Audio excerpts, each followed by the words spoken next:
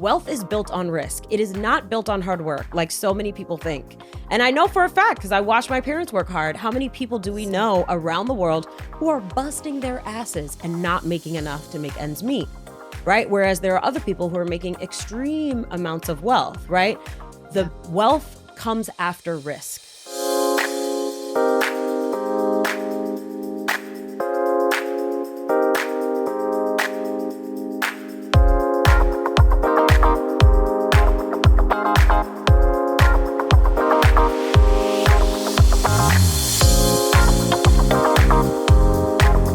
Welcome to Ambition 2.0, the new podcast from Girlboss, where we explore what it really means to have it all and not lose yourself in the process. I am so excited for today's guest. I have been fangirling over this person for a long time, so let me just read you a little bit about today's guest. A self-made millionaire, CEO and founder of Hello 7, best-selling author of We Should All Be Millionaires, $1 Million Action, and her newest book, Future Millionaire. She has helped thousands of women, BIPOC, LGBTQ+ entrepreneurs break the cycle of overworking and under-earning to build true generational wealth. She has been featured on Good Morning America, New York Times. She's been everywhere, and a mom of 4. So Rachel Rodgers, welcome to Ambition 2.0.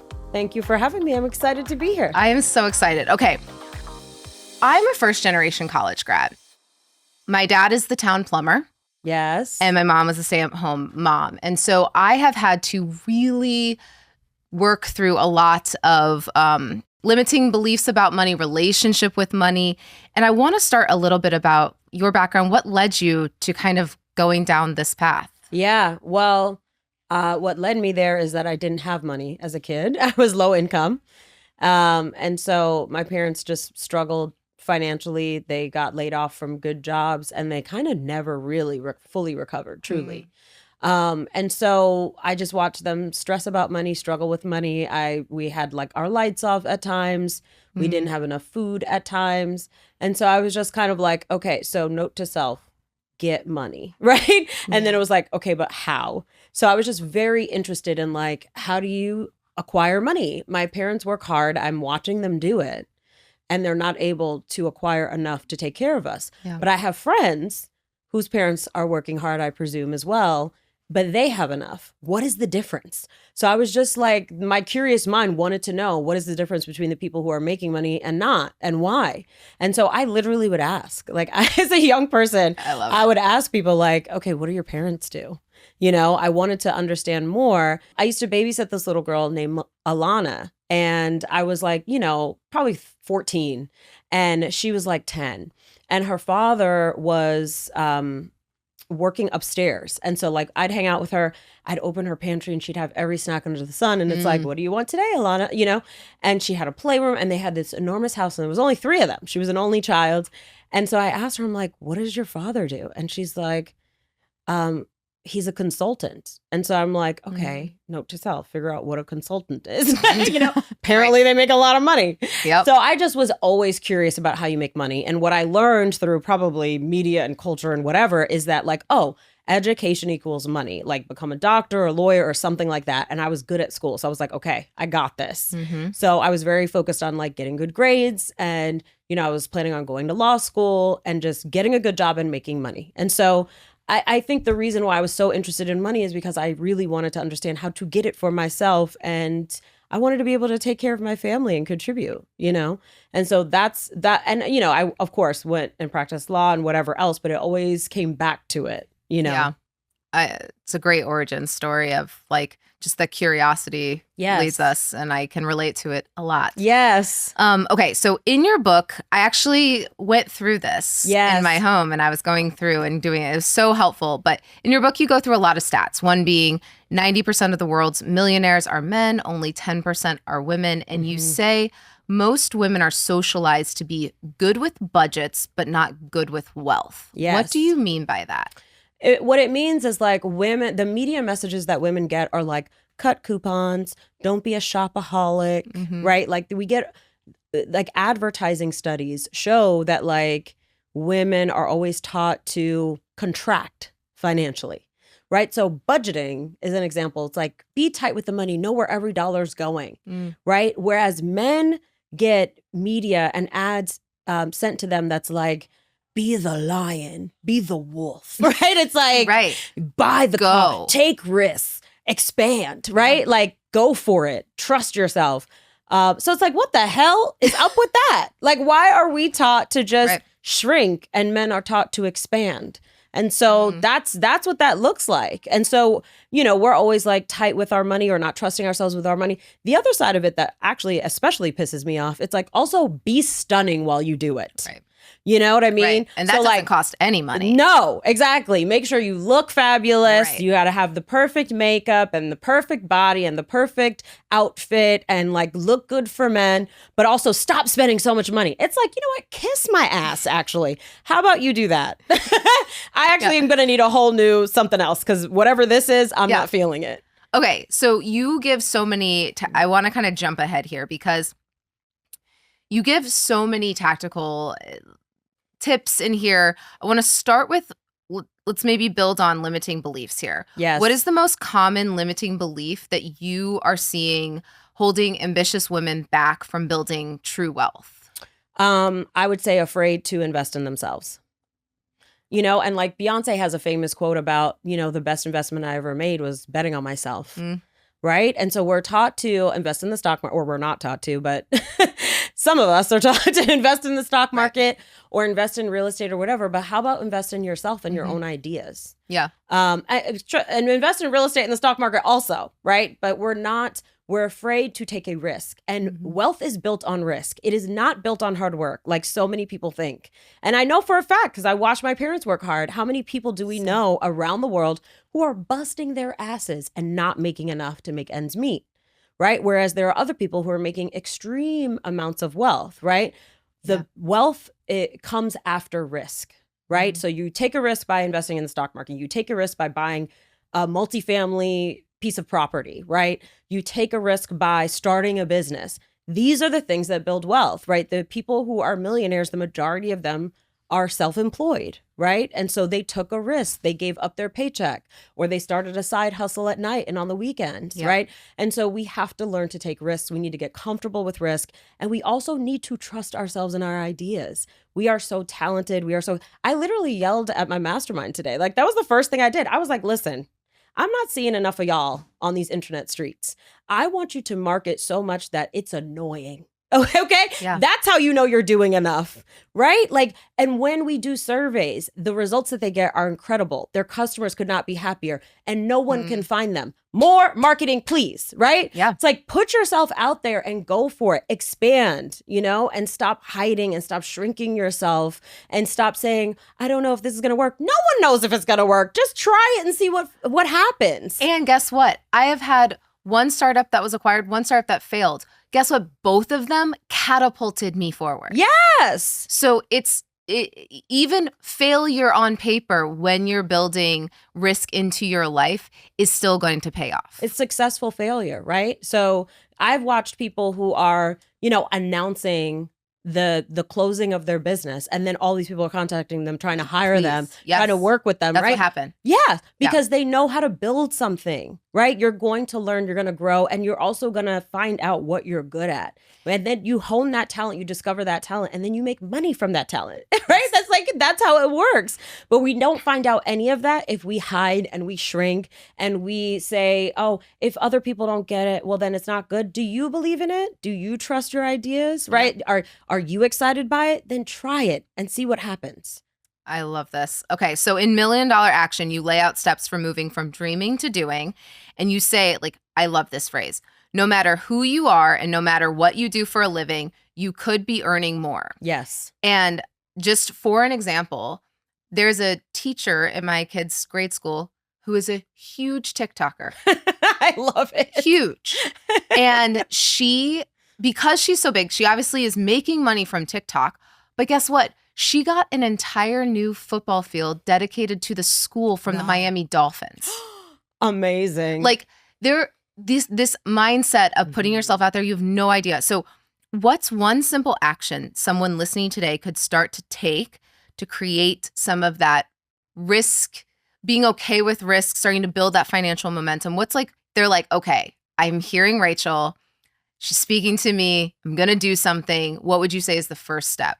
I think the first step is take an audit of your skills and talents and abilities and interests, right? So you could even take some personality tests like Strengths Finders, Human Design, Myers-Briggs, like all of them. Yeah. Colby, Yeah. Learn who you are. Learn what talent you were born with. There are things that come easier to some of us than others, What do you feel like is one that comes really easy to you? Well, speaking, right? Like, and still it was a skill I was naturally good at it, but I also honed it and invested in it and got better and better and better. Yeah. Right. And then you get to a point where that's where you get paid the most, when you double down on what you're good at. Yeah. I don't care about what's hot. Whatever you think is hot right now is not what you should go into. What you should go into is what is hot for you. What gets you hot and bothered? What are you excited about? Because that's the thing. When you have passion, you're going to commit. And only with commitment and consistency do you actually make any money, right? So it's like, find that thing that you're naturally talented at and find that thing that you are excited about and like match it with a market need, right? Because entrepreneurs create solutions. And the bottom line is we all need to be entrepreneurial as we approach our careers. Even if you have a full-time job, you need to be thinking, what is the skill set that I have? And I'm selling it either to one employer or multiple as a freelancer or lots as a small business, right? But you need to be entrepreneurial and think about, what is the talent I have and who's the highest bidder, Yeah. And also what's going to make me happy, both and at the same time. And I would argue that the things that you are most excited about and that make you happy are the same things that are going to pay you the most, not other people. Other people can't make $1 doing what you're naturally great at, right? Like I couldn't make money doing what, some of my peers do. Yeah. And they can't make money doing what I do, right? Because we just have different talents and we have different approaches. Yep. Okay. So I think with risk, there's going to be mistakes. Yes. So to all the people listening, what's one mistake that maybe they could learn from that you did early in your career on your path to millionaire status? God, I mean, I have 1 trillion that I could share. I'm like, which one? I mean, I started my business, like I didn't have a website for a year. I didn't even know you were supposed to have one. I was getting press because I was pitching myself through Help a Reporter Out. Yep. And so I was getting press through that. That was like one of my first marketing strategies that actually worked. Yep. And then I didn't have a mailing list. I was getting in front of all these people and had no place to capture them. Yes. And I was like, duh. I discovered that a year plus after doing this, you know? So like that was one of the examples, but you just don't know what you don't know. Yeah. Forgive yourself and move on, It's like, I think we just expect perfection. And I think sometimes the world expects perfection, especially from women. And we just have to say, I'm allowed to be human. I'm allowed to make mistakes. I'm allowed to do it wrong. I'm allowed to do it wrong loudly, and just like take up space, make noise, and just be like, yeah, I made a mistake and moving on. Here's what I've learned and here's what I'm going to do differently now. I watched on Twitter a guy raise hundreds of millions of dollars for a business that closed its doors within a year. Mm-hmm. And then he started another company. And they probably gave him hundreds of millions more again. Exactly. It's so irritating. It's so irritating. But for me, that was a signal of like, no one fucking cares. Literally. If you mess up. Right. It's about what's the approach? Are you slinking away and going away to hide and saying, I'm not good enough? Yeah. Or are you like, well, learned from that. Guess what? I'm going to take the learnings from that. I'm going to apply it to this next thing. You want in? Exactly. That's the difference. Okay. Yes. We need some audacity. Okay. Let's bring some audacity back into this because that's truly what matters. Yes. Like people, when you walk into a room, confidence, audacity, like that's what gets money, gets attention. Yes. And when you have that, it's like, I'm an investor, right? And I don't want to invest in someone who's like, I don't know, maybe it'll work. I'm not sure. I'm like, do you want to do this? Yeah. You know what I mean? And are you going to make it happen? Yeah, exactly. So I want to see some fight in you. Yeah. If I'm going to give you my money, to grow your business. And so we need to get some fight. Listen, ain't nobody else fighting for us. No. So, get to it. The best advice I got in my career was my first job. I worked at Ernst & Young and my boss called me in and she was like, you should have asked for more. Mm-hmm. And she's like, no one in your career will ever give you more. Like, just hand out. Yes. You should have asked for more. I was Yeah. like, okay. So I always ask for more. So you said this a bit with the constricting, and we get smaller because we're trying to focus on saving. Something I see often in my business is women don't know when to hire and delegate out. Oh, yes. This is one of the number one things holding us back as entrepreneurs. And when I hired an EA, I realized I can take my 40-hour work week into an 80-hour work week and pay that person a fraction. Mm-hmm. And if you do it right, it should have a very high ROI. So I want to ask, one, why do you think this is so hard for women specifically? Because the same thing I said at the beginning, right? We're scared to invest in ourselves. So we're just like, I'll do it. I can do it. Just because you can doesn't mean you should, right? And what I always tell my clients is, if you want to like double your output, if you want to expand and grow, give your best employee an executive assistant. And you're your first best employee, right? So give yourself an executive assistant and get all the minutia off your plate. And guess what you're going to do? Think up ways to make more money. Think of ways to make your business better, to have more impact, to get customers better results. And all of that is going to allow you to grow. It's going to allow you to have a better impact. Like, there's so much good that comes from it, but we're so like, but I could do it myself. So I want you to know, like, I literally have not cleaned a dish in years. I have not touched laundry. It's probably been like 2 decades since I've done laundry. Like, literally, even on the weekends or whatever, if there's laundry to be done, my husband will be like, I got it. Don't touch it. He's like, you don't know what you're doing. But there's certain things that I'm not going to do. Why? Because I know that I have this talent and this skill, and I have a limited amount of energy. And I want to spend my energy on what's most important, which is parenting my children, building relationships with my children, with my husband, with the people who matter to me most, and then delivering, like having an impact and being on my mission, right? So it's like, I don't want to spend a lot of time on stuff that is not that, And then it's like, and then I need downtime. I have to recharge, right? Someone was just teaching me about human design, and apparently I'm a manifesting generator. Okay. Which is like, and Same. she was like, the 2 things that describe you are role model and hermit. Right. And I've only just recently learned this about myself in the last couple of years, that like, I'm going to be out there. I'm going to go first. I'll be the guinea pig. Let me see how, like, if it's possible, I'll do it. And then I'm going to come and teach you how to do it. Right. So then I need to go and no one talk to me for 3 days. You know what I mean? Yeah. Like, I have to recover, and I'm not even an introvert. So it's not even that. It's just, I have to recover. I have to take care of myself so then I could go back and pour into people. And my taking care of myself does not include laundry and cooking and, driving kids around everywhere and all the other things that we fill up all of our time with. And so I'm just like, I'm not going to do every little thing. I'm going to do the most important things. And then great, I'm going to provide gainful employment to people who need it. Yeah. And I'm going to treat them really well as their boss, and I'm going to pay them well, and I think that's a beautiful thing. So like, why do we not do this? I don't know why we want our lives to be harder than they need to be. Okay. So we have a lot of people who are listening probably earlier in their career. They're in their 20s. They're thinking about probably side hustles, portfolio career. What would you say to them is the first signal that they could start to hire things out, delegate out? Yes. Well, honestly, God, I don't even know. I'm just like, I want everyone to have an assistant on day one. But I would say, think about this. Like, I think a lot of 20 somethings, right? You probably have a full-time job and you're starting a side hustle to make some extra money. So you're working on your side hustle. Let's say you're working 10 to 20 hours a week. Okay. But there's more things that need to be done, and you wind up staying up all night or you're working all weekend. Why not hire someone to help you with that so that you don't have to do that? I want to tell you about my friend, Robert. He's my best friend, Robert Hartwell. And when he started a business, the first thing he did was hire people on day one. He was making $100,000 a year in his day job. He knew that he could not spend so many hours, right, all weekend and all night working. He did, of course, work on the weekends and night, but he knew he couldn't get it all done. So he hired people part-time for like a couple hours. He hired his friends. He hired whoever he could think of, what I mean, to help him with different parts of the business. And I was floored by that.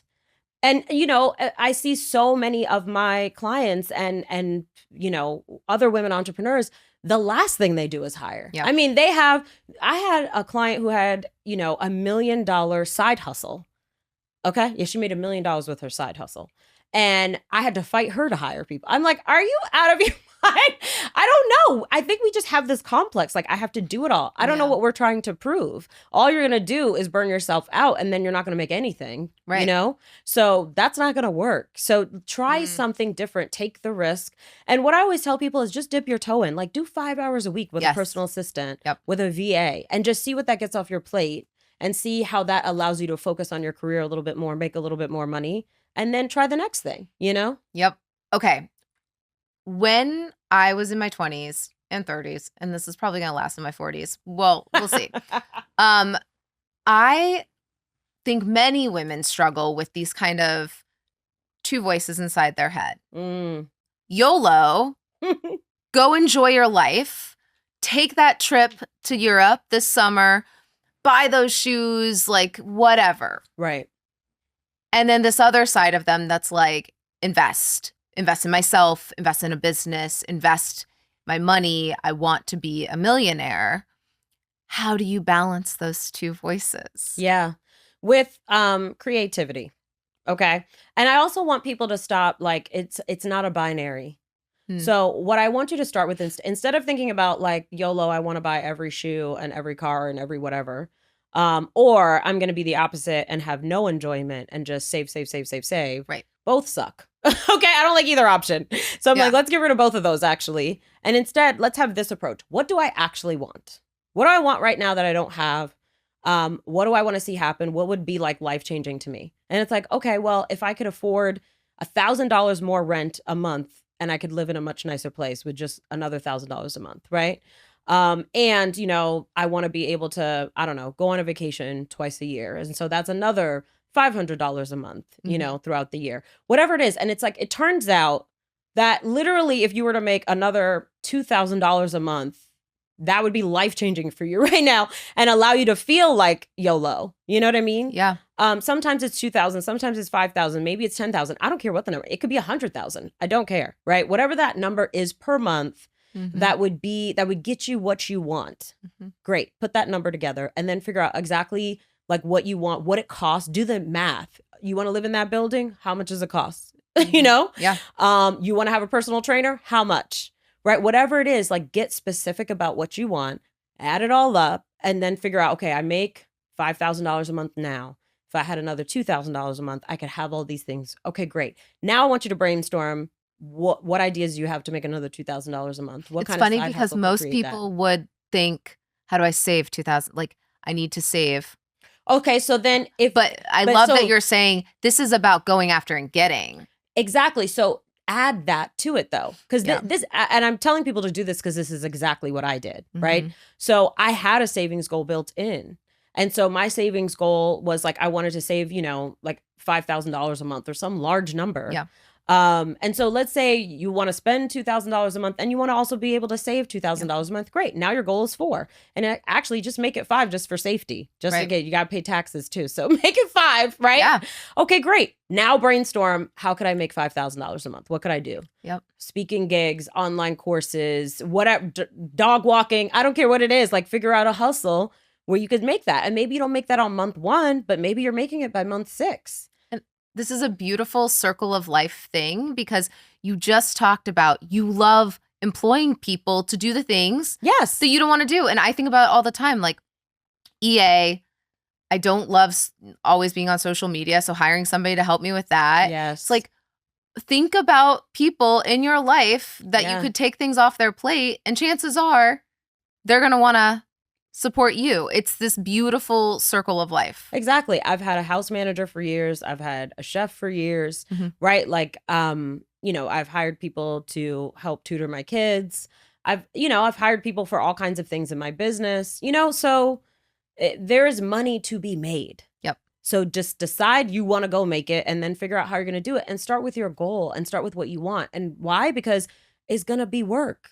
And so when you're working on the weekends and your friends are going out, you're going to have to ask yourself, why am I doing this? And it's because I'm about to live in an apartment with a nice view. That's why, Yep. And that gets you out of bed, to go do the work. So what kept you going? Obviously, it is hard work. Like it's a lot of hard work.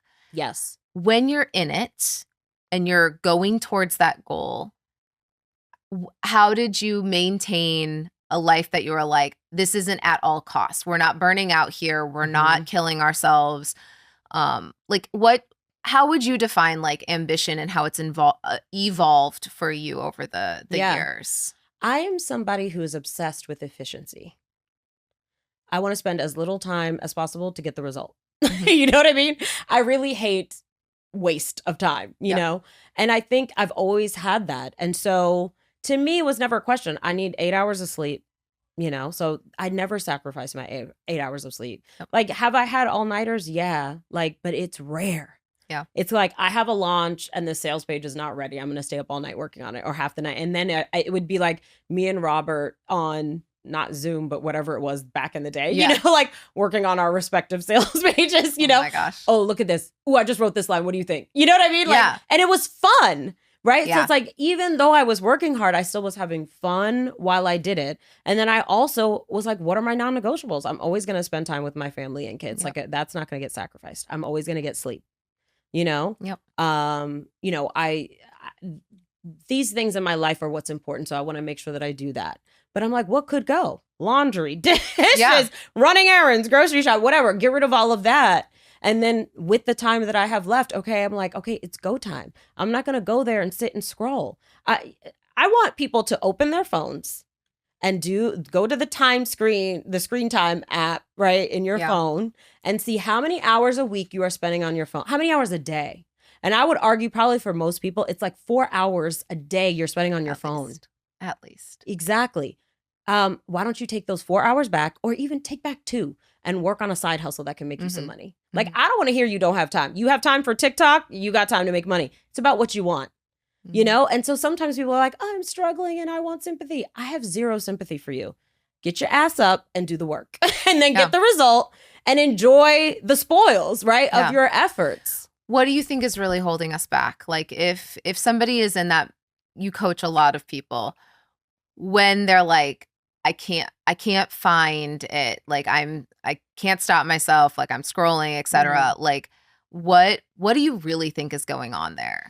I think what people really need is community and accountability. I think people are too often trying to do it by themselves. And I didn't do it by myself. Yeah. And you're not going to either. I had friends, I had accountability. I shared my goals with the people in my life and they held me to it and they checked in on me.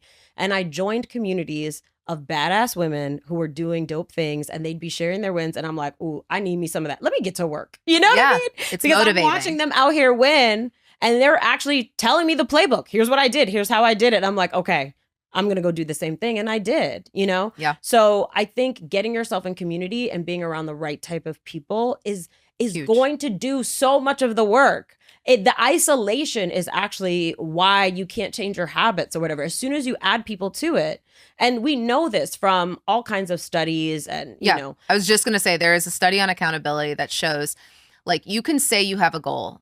The likelihood of you hitting that goal is 10%. Yes. Then you can say that you have a plan to have that goal. That might go up to like 30%. Right. You can even like set a deadline for the goal. It goes up. Only to get to 95% is when you have told that goal to someone else and they are waiting. There's an accountability checkpoint of them to say, tell me how you did it. Yes. So that last piece that gets you closer to hitting your goal is always accountability. Yes. That's why masterminds work. That's why people hire coaches, right? That's why you need a business bestie. That's why I need a personal trainer, even though I was an athlete my whole life. Like it's literally the accountability. I will push myself because somebody is watching me. Exactly. And the same goes for business. Yeah. And maybe you don't need it forever, but you need it to get started and to create momentum and to build the habit and the muscle to show up in this way. Right? Because what's easy is continue to scroll your phone and watch Netflix and then say, woe is me. It's so hard. And it's like, it's really not that hard. It's just, you don't want it enough. That's why I say, start with your desire. Start with what you really want. I really want to go on vacations in Europe in the summer. Great. How much? Mhm. Awesome. Let that motivate you. Put pictures of your European vacations up there. You Yeah. know what I mean? I have a vision board every year that's literally where I want to go next with my Yes. life. And it's always pushing me. And so funny, the community thing is so real. The other day I was home and I said to my partner, because book coming out, all the things, and I was like, it's not a huge deal. Everyone writes a book. And he's like, no, everyone you hang out with writes books. And I was like, oh, right. Because I have all these friends that are like New York Times bestsellers and all this stuff. And I was like, this is not that big. He's like, it's a big deal. Yes! And he like got on ChatGPT. He's like, less than 1% of people will ever write a book and publish a book. Exactly. And I was like, oh, right. But it's because when you surround yourself with people who are doing cool shit, yes, you're going to do cool shit. That's right. So exactly. And it becomes regular. Right. So like, you know, I had someone say to me, you know, I have an 8-figure business, and someone said to me, why isn't it 9 figures yet? And I was like, and he's like, why not?